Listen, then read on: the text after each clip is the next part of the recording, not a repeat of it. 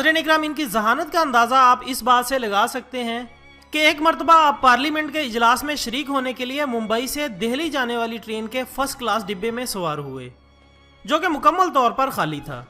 جب ٹرین چلنے لگی تو اچانک ایک خاتون بھی اسی ڈبے میں سوار ہو گئی۔ اس کے ہاتھ میں ایک چھوٹا سا بیگ تھا اور وہ ایک خوبصورت اور نوجوان لڑکی تھی۔ قائد اعظم محمد علی جناح کہتے ہیں، جب ٹرین اپنے سفر کی طرف روانہ ہوئی تو میں اخبار پڑھنے میں مصروف ہو گیا۔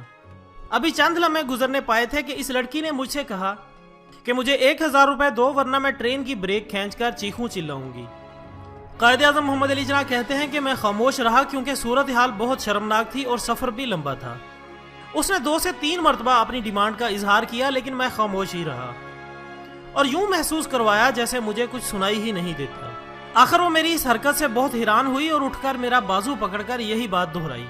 قائد اعظم کہتے ہیں کہ اس کا یہ کرنا تھا کہ میں نے اپنے دونوں ہاتھ اپنے کانوں پر رکھے اور اشارہ کیا کہ مجھے کچھ سنائی نہیں دیتا، میں بہرا ہوں، اور پھر میں نے اسے ایک کاغذ اور قلم دی تاکہ وہ اپنی بات لکھ کر مجھے سمجھا سکے۔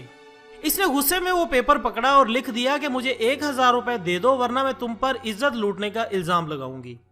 قائد اعظم محمد علی جناح فرماتے ہیں کہ بس اس کا یہ لکھنا تھا کہ میں نے وہ پیپر اپنی جیب میں ڈالا اور ٹرین کی ایمرجنسی بریک کھینچ دی۔ چند ہی لمحوں میں ٹرین رکی، وہاں پر موجود گارڈ میری طرف آیا اور میں نے وہ پیپر اسے تھما دیا اور یوں اس عورت کو گرفتار کر لیا گیا اور میں اپنے سفر کی طرف چل پڑا۔ وہ مزید فرماتے ہیں کہ اس حادثے کے بعد میں نے ارادہ کیا کہ اب کبھی بھی خالی ڈبے میں نہیں بیٹھوں گا بلکہ پبلک کے ساتھ ہی سفر کروں گا۔